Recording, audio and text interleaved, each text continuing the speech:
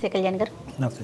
కళ్యాణ్ గారు, ముందు ఎపిసోడ్లో మనము స్వప్న అని ఒక అమ్మాయి గురించి మీతో మాట్లాడుతూ మధ్యలో మనకి వేరే కాలరు మనకి డైరెక్ట్గా స్టూడియోకి రావడంతో ఆ అమ్మాయిని మనం కొంచెం ఆపాము. స్వప్న కిరణ్ అండి, వైఫ్ అండ్ హస్బెండ్. పెళ్ళైన 5 సంవత్సరాల తర్వాత తనకు తెలియని చాలా సంఘటనలు తన చుట్టూ జరిగిపోతూ ఉన్నాయి. కానీ ఈ అమ్మాయికి పాపం ఏం తెలియట్లా. ఏదో ఒక పెద్ద విషయం తెలిసి ఏం చేయాలో అర్థం కాక చివరికి మన దాకా వచ్చింది. డాక్టర్ గారి సలహా నాకు కావాలి అని చెప్పింది. ఒకసారి కాల్ చేస్తాను మరి. తప్పకుండా మేడం.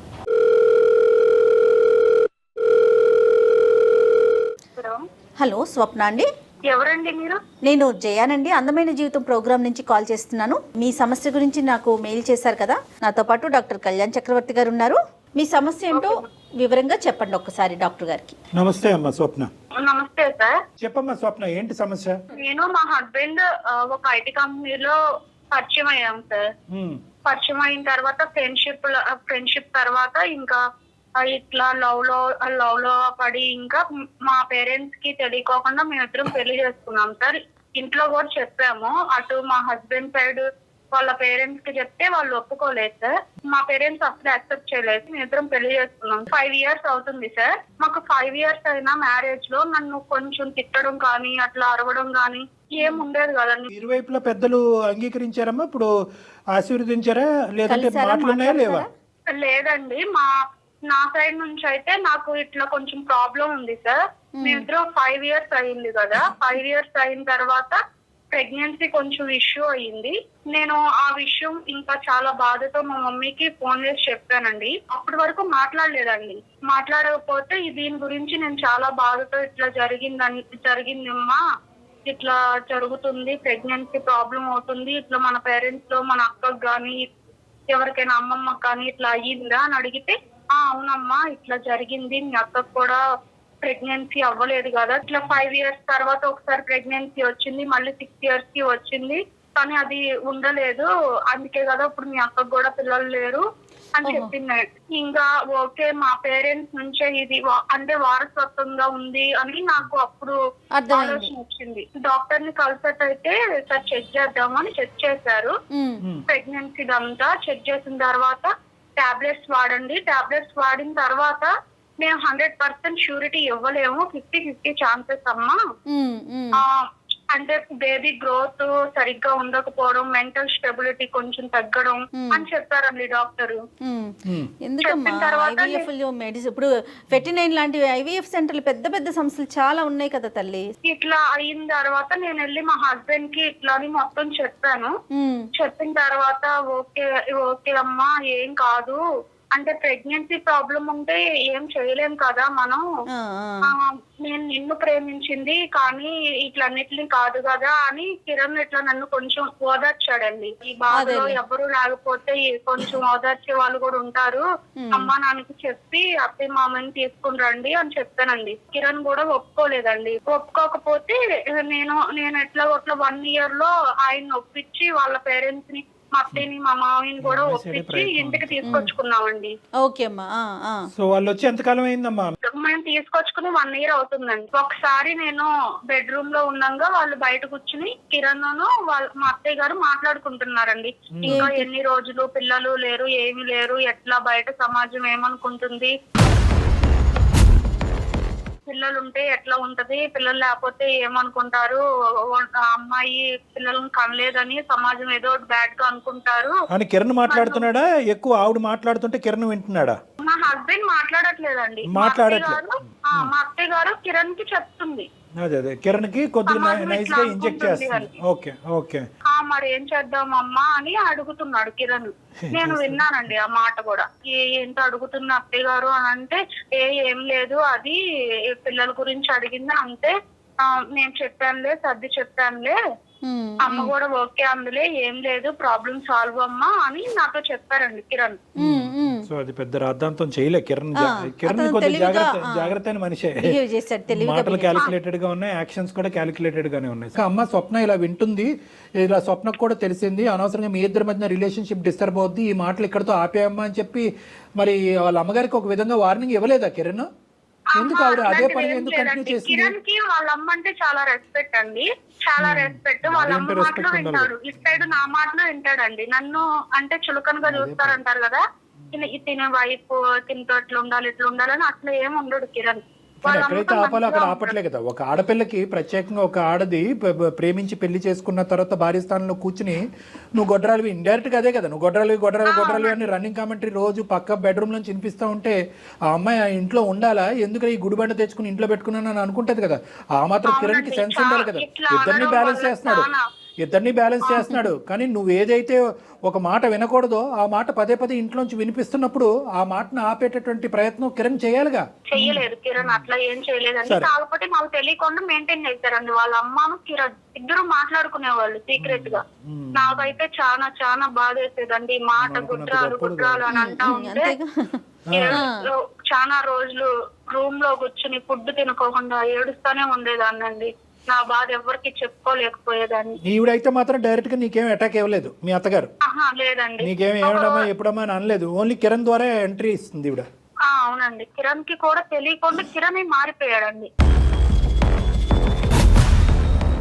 ఏదోలే మీరు అలాగే అనుకుంటారులేండి, తెలియకుండా ఎలా మారిపోతారు మన కర్మ. కిరణ్ వాళ్ళ అమ్మ ఇట్లా వేరే దగ్గర ఒక సంబంధం ఉంది, నువ్వు వేరే పెళ్లి చేసుకో, పిల్లలు ఉంటారు, మనకు వారసత్వం కూడా పెరుగుతుంది, గుడ్రాల అమ్మాయిని ఇంట్లో పెట్టుకుని ఏం చేస్తావు, ఈ అమ్మాయిని నిడిపించుకుంది దానివి. ఇట్లా పెళ్లి చూపులకి వెళ్ళారండి. మా అత్తయ్య గారు ఒక సంబంధం చూశారు.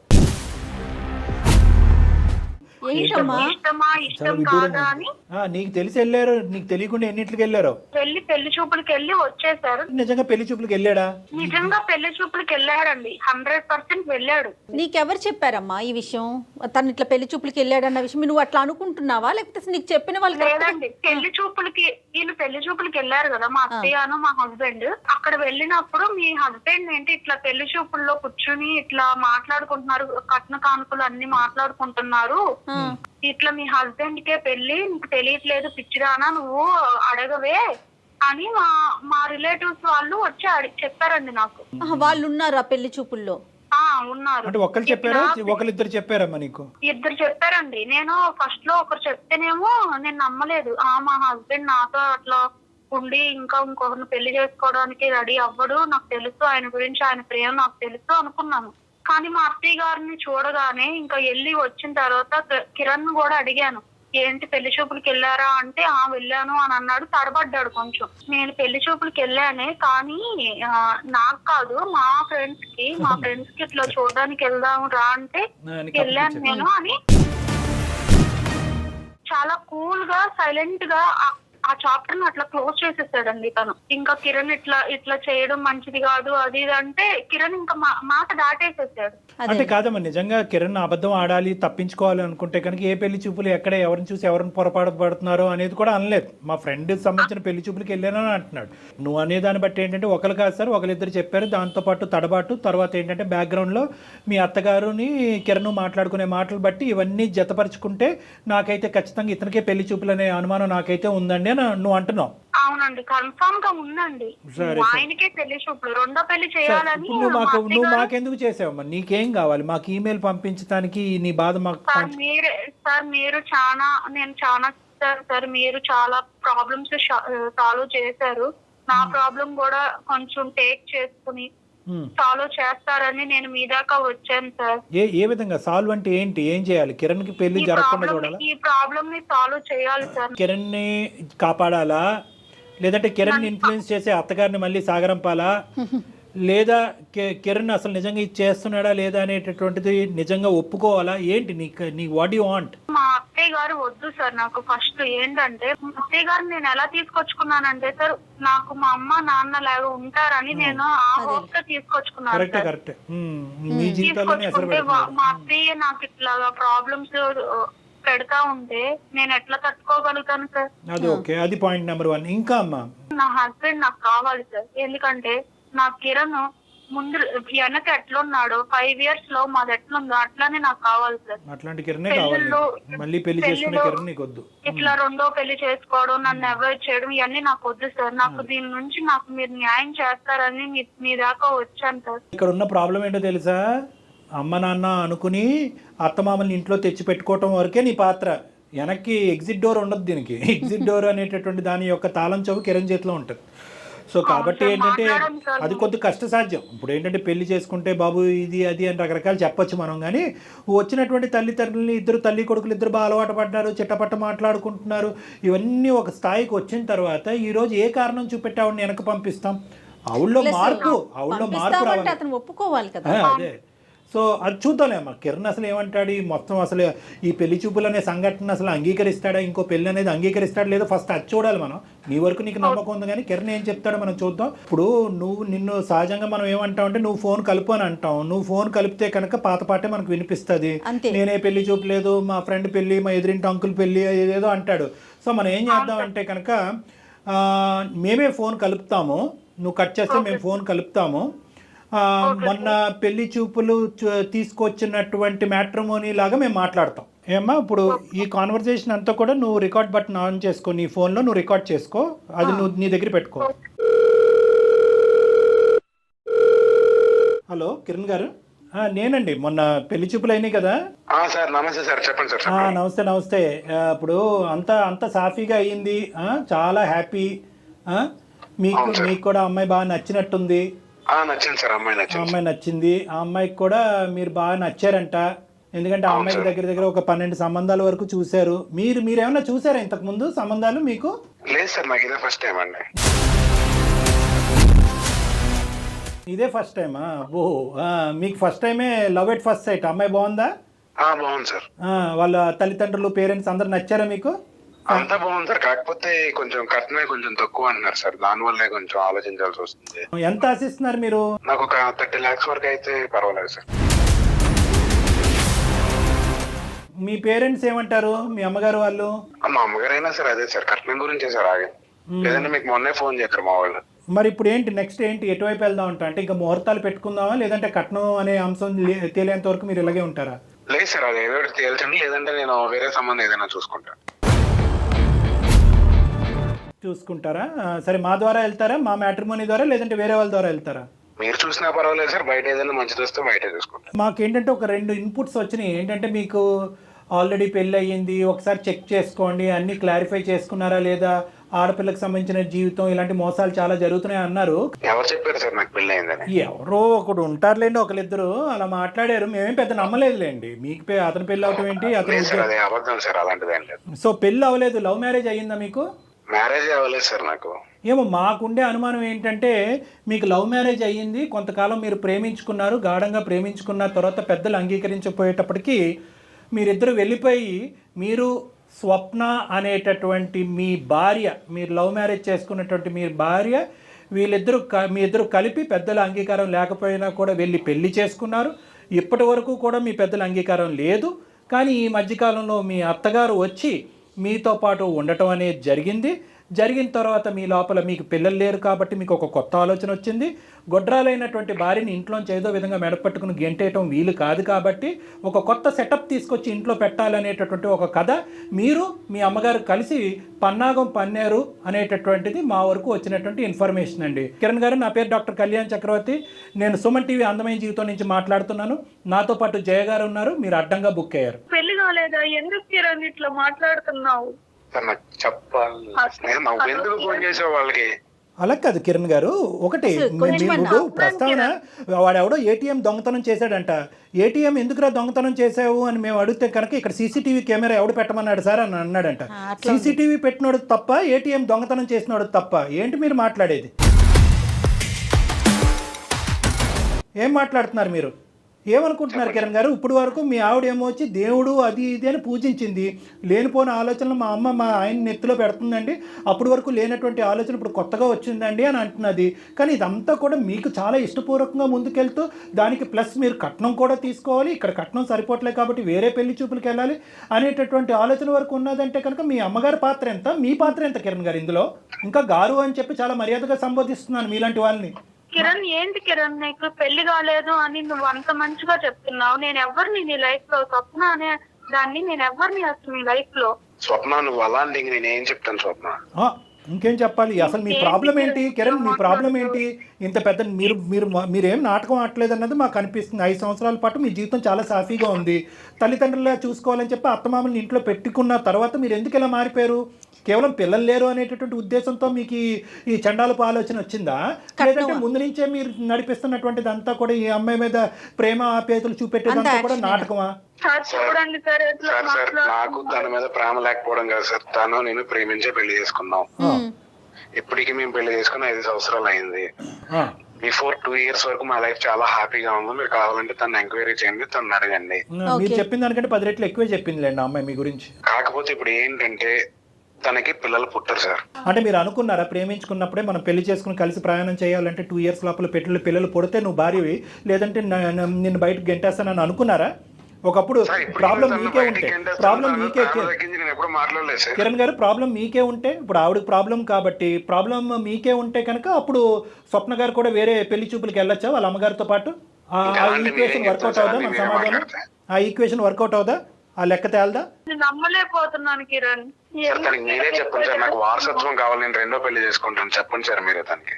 ఏంటి తనకి? నేను ఇప్పుడు ఆ అమ్మాయి మాకు కంప్లైంట్ పెడితే ఇప్పుడు అమ్మాయి నువ్వు మాట్లాడమ్మా, నువ్వేం మాట్లాడాలో మాట్లాడు. అతను ఏం చెప్తున్నాడో మాకు అర్థం కావట్లేదు. నువ్వు మాట్లాడు. ఏంటి సార్, ఏంటి కిరణ్ నువ్వు ఇట్లా మాట్లాడుతున్నావు? మన 5 years లవ్ ఏమైపోయింది, ఇప్పుడు మీ అమ్మ ఇట్లా రాగానే ఇట్లా మారిపోయావు, ఏంటి కిరణ్? ఇప్పుడు నాకు వారసత్వం కావాలి కదా స్వప్న.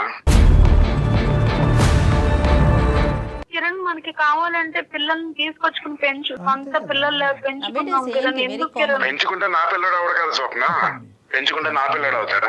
కిరణ్ నీకు తమ్ముడు ఉన్నాడుగా కిరణ్, నీకు తమ్ముడు పుట్టిన పిల్లలు ఆ పిల్లలు కూడా నీకు డాడీ లెక్కే కదా కిరణ్. ఎందుకు? అవును స్వప్న, ఇప్పుడు ఆడపిల్లలు ఆడికి పిల్లలు అవుతారు కానీ నాకు పిల్లలు అవుతారా చెప్పు? నా తమ్ముడి పిల్లలే, నేను ప్రేమగానే పెంచుకుంటాను.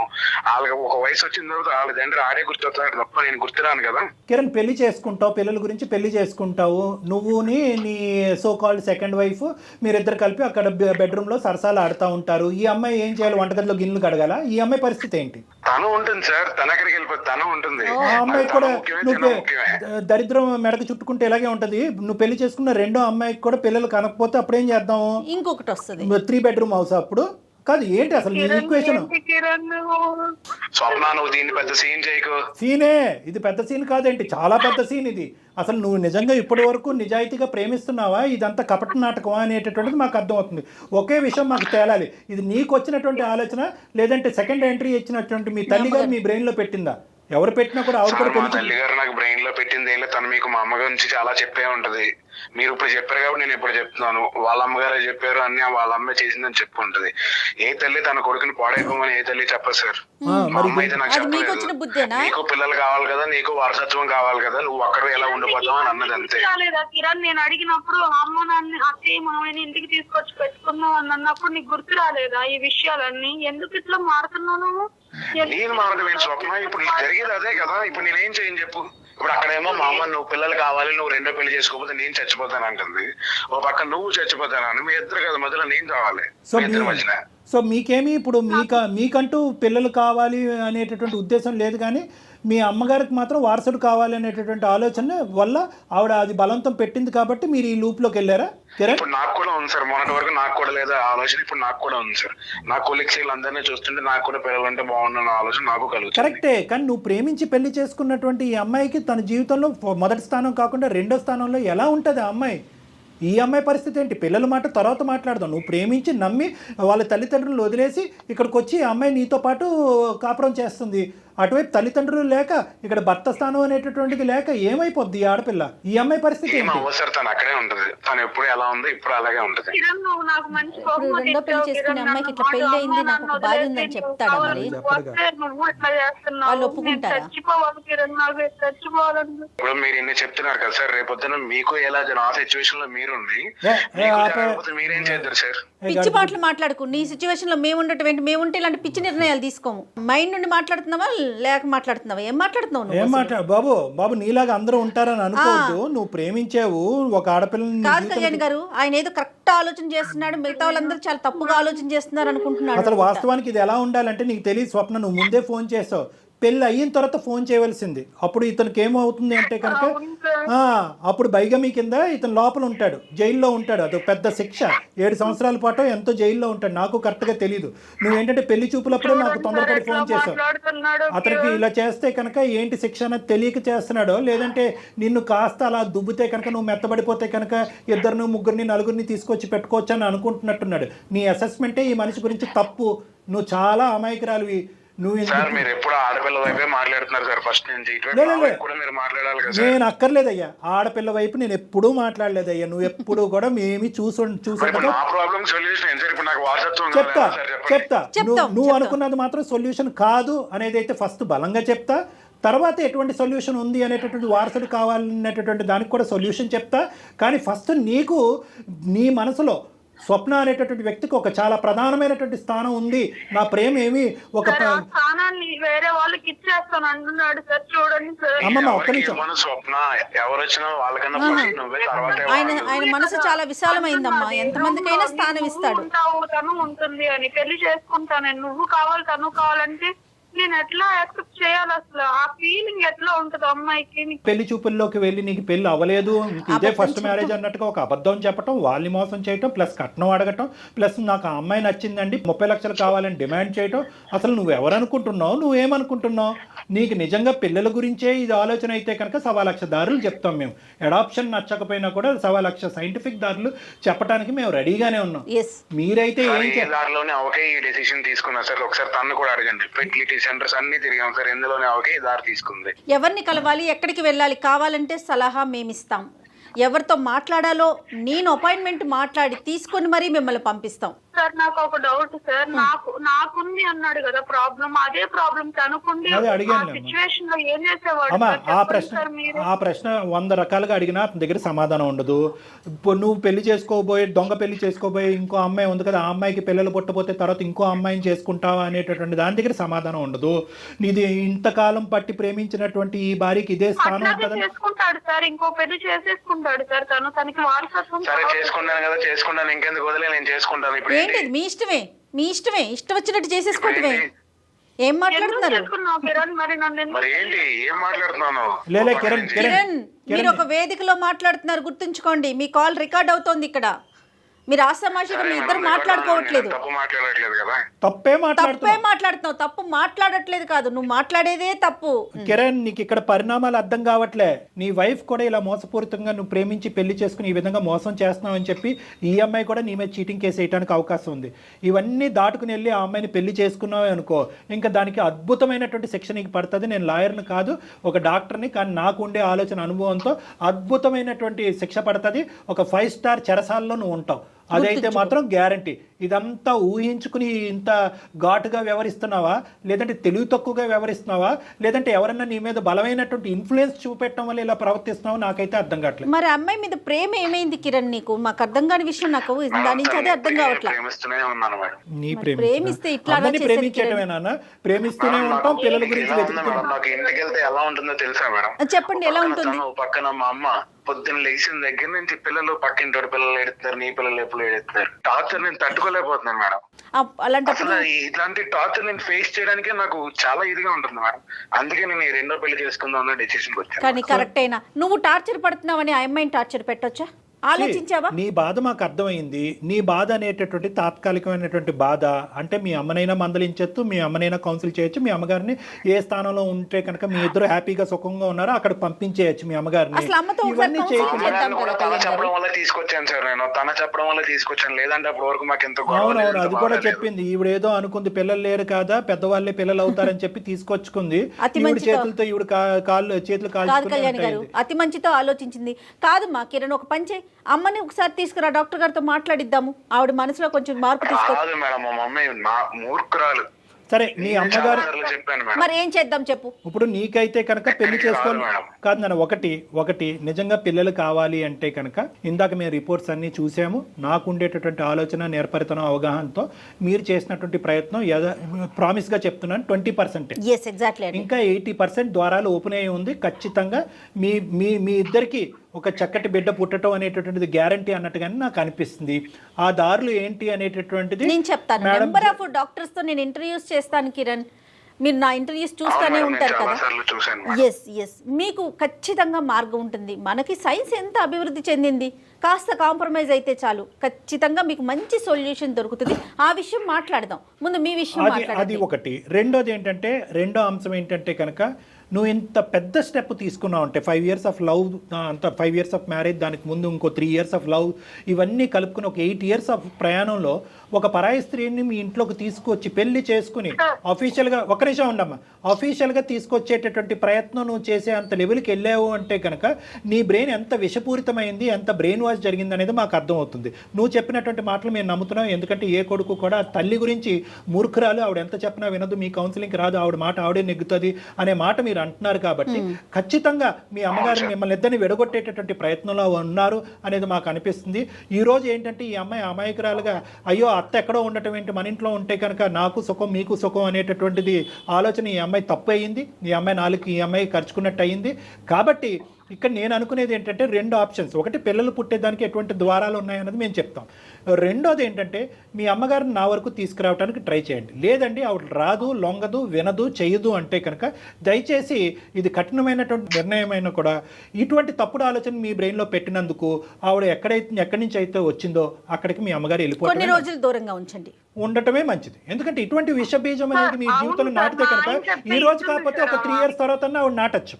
సరే సార్, ఇప్పుడు మా మమ్మీని ఒక 1 year 2 years పాటు కొంచెం దూరంగా పంపించడానికి ట్రై చేస్తాను సార్. ఓకే, కఠినంగా వివరించి ఖచ్చితమైన కండిషన్ కొంచెం మాకు ఏమన్నా పిల్లలు పుట్టడం అనేది జరిగితే తర్వాత తను హ్యాపీగా ఉంటుంది, మా అమ్మ టార్చర్ పెట్టడం మానేసి. అంతే. మా అత్తయ్య గారు వింటారు సార్, మా ఆయన చెప్పి తీసుకొచ్చింది నువ్వు నాకు.